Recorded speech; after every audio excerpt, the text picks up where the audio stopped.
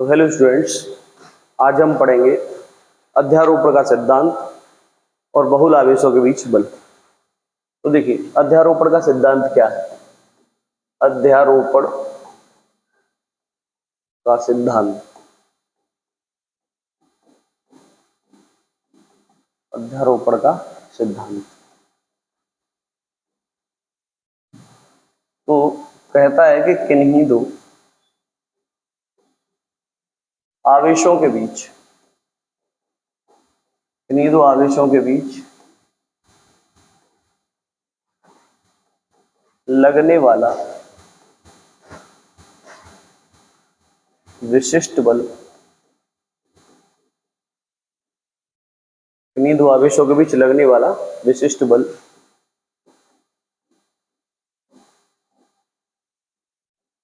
किसी अन्य आवेश की उपस्थिति से, किसी अन्य आवेश की उपस्थिति से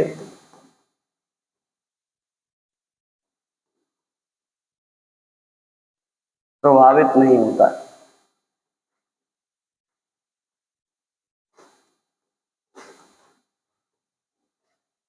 किन्हीं दो आवेशों के बीच लगने वाला विशिष्ट बल किसी अन्य आवेश की उपस्थिति से प्रभावित नहीं होता है। इसका मतलब यह है कि कोई जैसे आवेश है, एक ये Q1 है, ये Q2 आवेश है, इन दोनों के बीच में बल लगेगा। कोई भी आवेशों के बीच में बल लगता है, इससे पहले हम पढ़ चुके हैं। तो आवेशों के बीच में जब बल लगेगा, तो अगर हम ये कहें कि इन दोनों के बीच में मान लो कोई भी बल लग रहा है, जैसे 2 न्यूटन का बल लग रहा है इनके बीच में, तो मैं यहाँ पर एक Q3 आवेश रख दूं, तो इस पर क्या कोई प्रभाव पड़ेगा? इन दोनों के बीच में जो लगने वाला 2 न्यूटन है वो कितना हो जाएगा?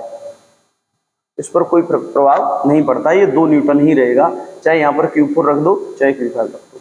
तो इसका मतलब ये है कि किन्हीं दो आवेशों के बीच लगने वाला विशिष्ट बल यानी आकर्षण बल या प्रतिकर्षण जो भी लग रहा है, किसी अन्य आवेश की उपस्थिति से प्रभावित नहीं होता है। कोई आवेश यहाँ बीच में रख दिया जाए तो उससे प्रभावित नहीं होगा, ये बात है। ठीक है, अब हम पढ़ने वाले हैं कि बहुल आवेशों के बीच बल, बहुल आवेशों के बीच, बहुल आवेशों के बीच बल के लिए सूत्र की स्थापना, बहुल आवेशों के बीच बल के लिए सूत्र की स्थापना। ठीक है भाई, बहुल आवेशों के बीच बल के लिए सूत्र की स्थापना। तो इसमें हम देखने वाले हैं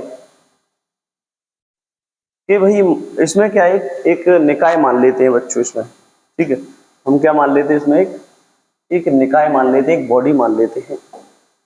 माना Q1 Q2 तथा Q3 आवेशों का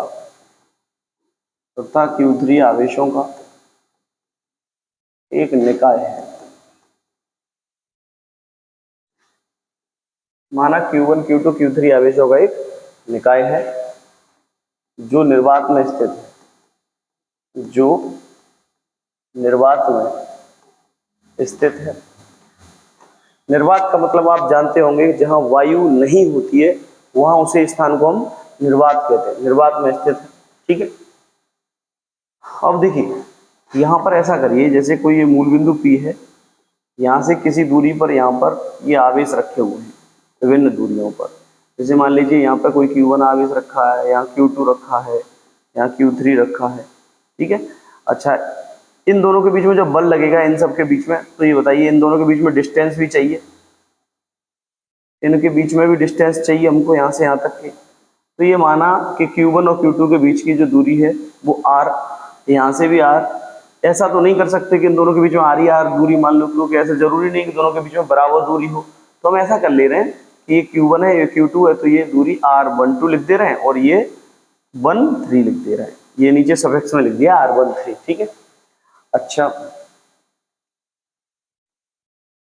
हमने कहा माना Q1 Q2 आवेशों का निकाय। निकाय का मतलब होता है एक सिस्टम है, एक बॉडी है। ठीक है, यानी जैसे ये पेन है, ये भी एक निकाय है। जैसे इसमें ये निब नहीं हो इसकी तो ये पेन चलेगा नहीं, है ना, ये पकड़ने का भी होना चाहिए। तो एक कोई भी बॉडी हो, ठीक है, जैसे साइकिल है, साइकिल में पहिए नहीं हो तो साइकिल नहीं चलेगी, हैंडल नहीं हो तो भी नहीं चलेगी, यानी पूरा सिस्टम होना चाहिए, तो उसे कहते हैं निकाय। तो माना Q1 Q2 Q3 आवेशों का निकाय है जो निर्वात में स्थित है, तब हम इसके कारण, तब हम इस निकाय के कारण, है ना, तब हम इस निकाय के कारण, निकाय के कारण, तब हम इस निकाय के कारण क्या करने वाले हैं? निकाय के कारण वैद्युत निकाय के कारण बल के लिए सूत्र की स्थापना करेंगे। या आप ऐसे करिए, तब हम कूलाम के नियम एवं अध्यारोपण के सिद्धांत का पालन करते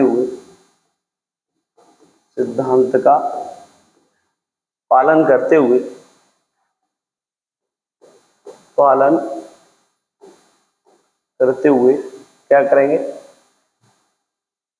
बहुल आवेशों के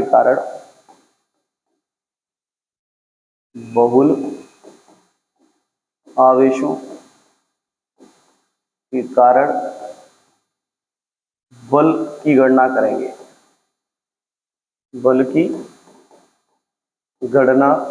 करेंगे। यानी बल निकालेंगे, ठीक है। हमने कहा कि अभी तो Q3 तीन ही आवेश माने Q1 Q2 Q3, ठीक है। तब हम इसमें कूलाम के नियम का पालन करेंगे और अध्यारोपण के सिद्धांत का पालन करेंगे, ठीक है। और बहुल आवेशों के कारण बल के लिए सूत्र निकाल लेंगे यहाँ से। तो देखो, माना हम ये मान लेते हैं कि Q1 से Q2 के बीच की दूरी R12, माना Q1 से Q2 के बीच दूरी R12 तथा Q3 की दूरी क्या होगी? Q1 से Q2 की दूरी R12, Q3 की दूरी R13 है। तब इनके बीच बल, तब Q1 व Q2 के बीच बल, इन दोनों के बीच बल निकाल ले रहे। मान लीजिए दोनों के बीच में बल F12 लग रहा हो, क्योंकि 1 और ये 2 है, तो F12 पहचानने के लिए, और जैसे Q1 और Q3 के बीच में निकालें तो F13 हो जाएगा, ऐसे ही। तो Q1 और Q2 के बीच में बल F12 बराबर 1/4 पाई एप्सिलॉन नॉट और Q1 इंटू Q2 अपॉन बीच की दूरी R12, तो इसका स्क्वायर हो जाएगा, ठीक है। क्लियर है? अच्छा, इसी प्रकार अब Q1 व Q3 के बीच बल, F13 बराबर 1/4 पाई एप्सिलॉन नॉट और Q1 into Q3 upon R13 का स्क्वायर। ऐसे कर सकते हैं। यदि, अब ये तो हमने इतने के लिए निकाल लिया, हमने कहा यदि, और लेकिन हमें चाहिए क्या? बहुल आवेशों के कारण। तो हमने कहा यदि निकाय पर बहुत सारे आवेश उपस्थित हैं, यदि निकाय पर बहुल आवेश, यदि निकाय पर, हम कह रहे हैं यदि निकाय पर Q4 Q5 Q6 डैश ऐसे ही Qn आवेश उपस्थित हो, वह Q1 से उनकी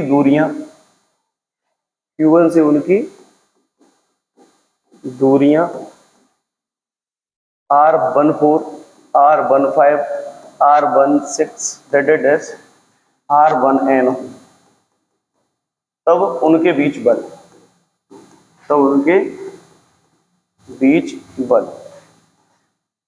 अब सुनो, मैंने कहा अगर निकाय पर जैसे Q4 Q5, ठीक है, Q6 ऐसे और Qn आवेश उपस्थित हो, जैसे यहाँ पे Qn, हमने कहा Q4 Q5 Q6 और यहाँ Qn, ऐसे आवेश उपस्थित हो। तो ये बताओ यहाँ से यहाँ तक की दूरी, यहाँ से यहाँ तक की डिस्टेंस हमें कुछ ना कुछ माननी पड़ेगी। जैसे यहाँ से यहाँ तक की डिस्टेंस r14, यहाँ से यहाँ तक की डिस्टेंस r15, यहाँ से यहाँ तक की डिस्टेंस r16 और यहाँ से यहाँ तक की डिस्टेंस r1n क्या मानी जाएगी, r1n मानी जाएगी। ठीक है भाई, इस प्रकार से। अब ये बताओ Q1 और Q4 के बीच, जैसे Q1 और Q2 के बीच में बल F12, Q1 और Q3 के बीच में बल F13, ऐसे Q1 और Q4 के बीच में F14, Q1 और Q5 के बीच में F15, ऐसे ही Q1 और Q6 के बीच में F16 और Q1 और Qn के बीच में F1n, इस प्रकार से बल लगेंगे। तो हमने कहा तो उनके बीच बल क्या होंगे, क्या होंगे भाई हमने कहा तब बल होंगे इनके बीच में F14, F15, F16 rated S F1n होंगे, है ना। अब ये सभी बल, ये F12, F13, F14 सभी और किस पर लग रहे हैं, Q1 पर। तो सभी बलों को जोड़ दो तो कुल बल निकल आएगा सभी आवेशों के कारण। तो हमने कहा तब निकाय पर कुल बल, तब निकाय पर कुल बल F बराबर F12 plus F13 plus F14 plus F15 plus dotted F1n। ठीक है, अब आप हमने मान निकाल लिया F12, F13 का, ऐसे F14 का होगा, ऐसे F15 का होगा। सबके निकालना जरूरी नहीं है, लेकिन हमने एक पैटर्न निकाल लिया। इस तरीके से हमें पता है कि ये बल इस प्रकार से लगेगा। तो हम यहाँ पे वैल्यू लगा देते हैं F बराबर F12 की वैल्यू क्या है, ये 1/4 पाई और Q1 Q2 upon r2, F13 की 1/4 pi epsilon Q1 into Q3 upon r13। ऐसे ही F14 क्या होगा, 1/4 पाई एप्सिलॉन नॉट Q1 और Q4 बीच की दूरी r14 का स्क्वायर, इस प्रकार से बन जाएंगे। तो हम यहाँ क्या दे रहे हैं F12 यानी 1/4 पाई एप्सिलॉन नॉट और Q1 into Q2 upon r12 का square plus 1/4 pi epsilon naught और Q1 into Q3 नीचे r13 का square plus 1/4 pi epsilon naught और Q1 into Q4 upon r14 का स्क्वायर प्लस ऐसे ही F1n के लिए वैल्यू क्या होगी, 1/4 पाई एप्सिलॉन नॉट और Q1 into Qn upon r1n का होल स्क्वायर। कोई दिक्कत है क्या इसमें? ठीक है, अब यहाँ से देखिए कुछ कॉमन दिख रहा है आपको। यहाँ से 1/4 पाई एप्सिलॉन नॉट कॉमन है, Q1 है सब में कॉमन, Q1 ये 1/4 पाई एप्सिलॉन 1/4 पाई सब में है, Q1 है, Q1 है, Q1 है सब में, तो Q1 और बचा क्या Q2 अपॉन r12 स्क्वायर, है ना। r12 अब सोचो r आ रहा हो ऐसा नहीं, r12 r13 ये सफिक्स में लिखा है, यानी r1 अलग है, r12 अलग है, r13 अलग है, r14 अलग है, Q2 Q3 Q4 ये अलग है सब। ठीक है, ये सेम है वो हमने लिख लिए यहाँ पर, बाहर कॉमन ले लिए, प्लस ये बचा Q3 अपॉन r13 का square plus Q4 upon r14 का स्क्वायर प्लस डेडेड डैश, इस प्रकार से चलते चले जाएंगे। तो ये हो जाएगा Qn अपॉन r1n का होल स्क्वायर। ठीक है, ये दिख रहा है आपको। अब देखो ये सीरीज में दिखाई दे रहा है 2 Q2 Q3 Q4 Q2 Q3 Q4 Q5 Q6 ऐसे करके r12 r13 r14 ऐसे स्क्वायर इनके एक सीरीज में दिख रहा है। तो आप देखिए, देखो जब जैसे मान लो कोई एग्जांपल ले रहा हूँ, एक समझाने के लिए आपको एक एग्जांपल ले रहा हूँ यहाँ से। जैसे मान लीजिए कोई वैल्यू है r बराबर यहाँ पे x1 plus x2 plus x3 plus x4 plus x5 इस प्रकार से, और हम इसको ये जोड़ में है, सभी एडिशन में है। तो अगर इनको हम एक जगह लिखना चाहें तो यहाँ सिग्मा का चिन्ह लगा देते हैं और x लिख दिया। अब जहाँ बदलाव आ रहा है 1 2 3 4 5, जहाँ चेंजिंग आ रही है उस जगह हम क्या लिख देते हैं, यहाँ i लिख दीजिए। ठीक है, और ये कहाँ से स्टार्ट हो रहा है, कहाँ तक पहुंच रहा है, i बराबर 1 से स्टार्ट होकर के, i बराबर कहाँ से 1 से स्टार्ट होकर के कहाँ तक पहुंच रहा है, 5 तक जा रहा है। तो i बराबर 1 2 5। तो जब इसे एक्सप्लेन करेंगे तो सिग्मा का मतलब है जोड़ना, तो x की जगह पे क्या आएगा 1 प्लस कहाँ तक जाएंगे 5 तक, x2 plus x3 plus x4 plus x5 इस प्रकार से। ठीक है, तो इसी ऐसे ही इस पैटर्न को भी यहाँ पर हम लिख दे रहे हैं कि f equals to 1/4 pi epsilon naught, और ये Q1 बाहर है और इसे सिग्मा में लिख दीजिए। ठीक है, ये एक ही वैल्यू ले लो यहाँ से, Q1, Q और 2 3 4 जहाँ चेंजिंग आ रही है वहाँ I लिख दो, I अपॉन R1, 1 1 सब जगह चेंजिंग नहीं आ रही, 2 3 4 यहाँ चेंज आ रही है तो R1I का स्क्वायर। ठीक है, और I बराबर कहाँ से शुरू हुआ है, 1 2 से शुरू हो रहा है, 2 3 4 5, तो यहाँ 2 लिख दिया, और कहाँ तक जा रहे हैं हम, n तक जा रहे हैं तो यहाँ n लिख दिया। ठीक है, कोई दिक्कत है? अब जब इसे एक्सप्लेन करेंगे तो बस I बराबर 2, फिर यहाँ 2, इस प्रकार से। जैसे अभी आपको एक्सप्लेन यहाँ करके दिखाऊं, जैसे मान लो इसको जब एक्सप्लेन करेंगे तो क्या लिखेंगे, Q, जैसे ये तो आएगा ही आएगा सब में, जैसे एक्सप्लेन करेंगे ब्रैकेट के अंदर, तो जैसे सबसे पहले Q और I की जगह पे क्या आएगा 1 2, और नीचे R1 और इसकी I की जगह 2 और स्क्वायर, और कहाँ तक चलते जाएंगे ऐसे ही, Q3 R13 का स्क्वायर प्लस, ऐसे ही कहाँ तक चलते जाएंगे, n तक चलते चले जाएंगे, जैसे यहाँ पे किया है। ठीक है, तो ये आपका यहाँ से फाइनल आपका जो है सूत्र निकल करके आ गया है, F equals to 1/4 pi epsilon naught Q1 और ये QI, ये सिग्मा I इक्वल्स टू 2 से लेकर n तक R1I का होल स्क्वायर। ठीक है, तो ये था बहुल आवेशों के बीच बल और अध्यारोपण के सिद्धांत। ठीक है, नेक्स्ट टॉपिक की मुलाकात करेंगे नेक्स्ट वीडियो में। Thanks for watching.